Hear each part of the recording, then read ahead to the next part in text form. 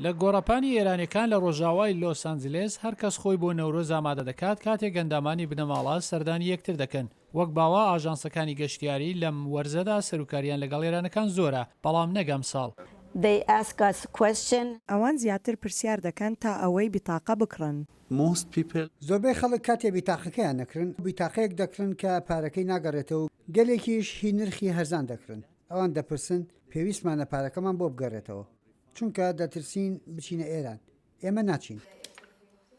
کارمەندی گەشتیاری فەرهاد بەشارەتی دەڵێت ئەمریکایەکانی بەڕەگەز ئێرانی ئەوانەی مافی دانیشتوویان لێرە هەیە لە ترسی دەستورەکەی ترامپ دەترسن سەردانی ئێرانێ بکەن. لە نەورۆزدا خەڵکێکی زۆر لە نەویاندا دایک و باوکە پیرە پلانیان هەیە خزمەکانیان ببینن. بیهێنە بەرچاو نزیک 40 ساڵ لە شۆڕشی ئێران تێپەڕ دەبێت. خەڵکێکی زۆر کە لێرە خزمەکانیان هەروەها زۆرتر پیرتر دەبن کە ناتوانن بیان بیننەوە.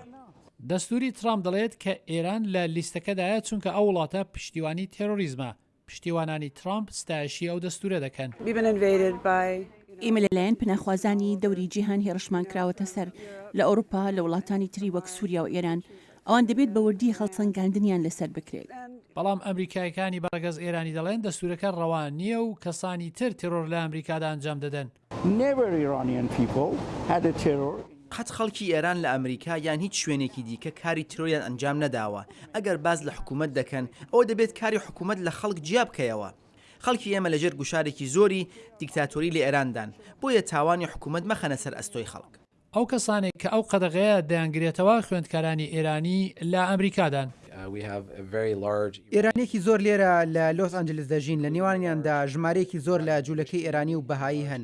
ئەگەرچی ئەم قەدەغەکردنا بۆ سەر وڵاتانی زۆری نەموسڵمانە بەڵام تەنیا کارتێکردنی لەسەر مسلمانەکان نییە.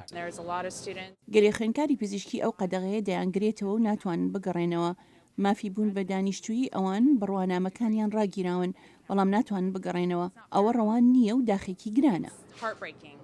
بەشارەتی دەڵێت کارێک ناکرێت تەنیا دەبێت لەگەڵ بڕیاری سەرۆک ترامپ پشومان لەسەر خۆ بێت.